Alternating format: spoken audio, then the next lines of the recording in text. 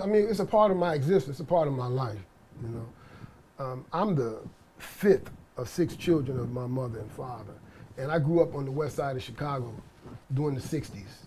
And I was shaped by everything that took place in the 60s, the racial strife, the real hard, oppressive economic conditions on the west side of Chicago. And when my parents divorced, it brought me over here in high school. And my adjustment wasn't easy. You know, it wasn't easy. I was a perceptive child, I was an observant child, but I was an ignored child in terms of, you know, having someone sit down and explain, well, this is what's going on. So I'm looking at it from afar, but at the same time, I'm just a young person. I don't have all the requisite skills to process these emotions. So it started affecting me in school, and you know, as you know, violent tendencies and stuff started arising. I was just frustrated, and eventually I took up with a crowd or some other individuals in the street because you know, my mom had a hard time taking care of us. And so I attempted to take care of myself. Anyway, that got me in the streets, contact with the authorities. And when I was 17, I was arrested and charged with a series of crimes. A couple shootings, some robberies, things of this in nature. And you know, I went to trial and I was given a total of 92 years. You know, some sentences that were running consecutively to one another. And I went to prison.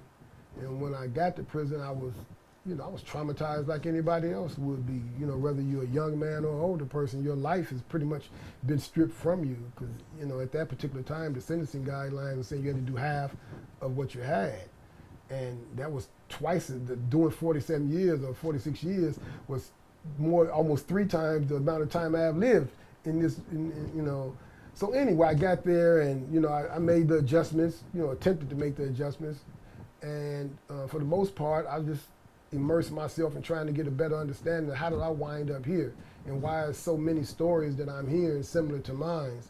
And, you know, so you know, books and studying and, you know, just trying to get a better awareness of myself. But I'll be honest with you, I probably was locked up maybe 10 years or so before I really started doing the soul searching with regards to the crimes that I had committed, okay? And I say that there to say this, that my mother had been victimized on the streets of Chicago in a violent robbery. And the level of anxiety and the stress that overcame me, it was after I found out that she was all right and gonna be all right that I revisited those emotions. And it was during that time of revisiting those emotions that I gave thought to my actions and how those families may have felt when they got the call that their loved ones had been shot down, you know. So that was an epiphany, and that's when I really started, you know, making the change and committing myself to doing better and recognizing that I owed something to myself, to my family, and to this community. You know, and I got out. When I was released, I served a total of almost 26 years. And when I got out, I started working, you know, getting myself together.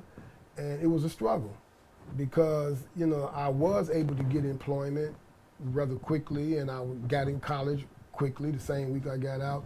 There was the assumption that, well, he's okay. But you're talking to someone who's been gone for 26 years.